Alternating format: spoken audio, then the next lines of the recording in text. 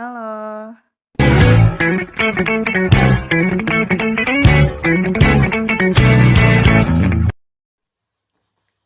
Assalamualaikum warahmatullahi wabarakatuh. Perkenalkan, nama saya Asmarani Humayro dengan NIM 12480300052. Pada video ini, saya akan menyampaikan analisis saya mengenai masa keemasan peradaban Islam atau yang biasa disebut dengan Golden Age yang terjadi pada masa dinasti Abbasiyah. Selamat menyaksikan.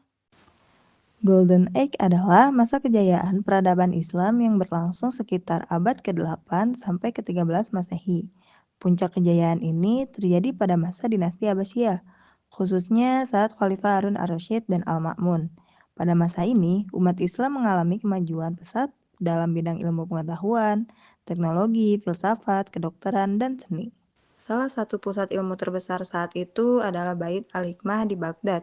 Tempat ini menjadi pusat penerjemahan buku-buku Yunani, Persia, dan India ke dalam bahasa Arab, dan juga menjadi simbol kemajuan ilmu pengetahuan Islam. Banyak ilmuwan besar lahir di masa ini, misalnya seperti Al-Khwarizmi, yang dikenal sebagai Bapak Al-Jabar, berjasa besar dalam bidang matematika.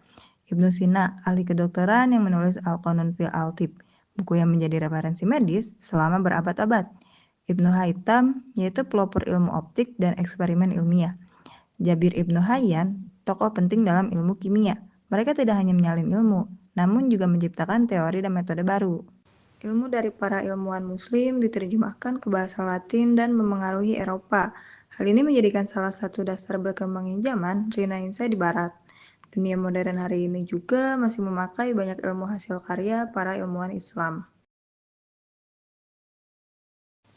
Saya benar-benar kagum dengan semangat para ilmuwan muslim di masa keemasan Islam.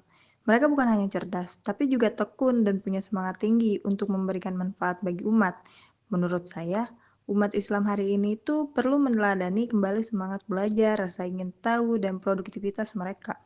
Kita sebagai generasi muda bisa mulai dari hal-hal kecil seperti giat belajar dan aktif berkontribusi di bidang yang kita minati.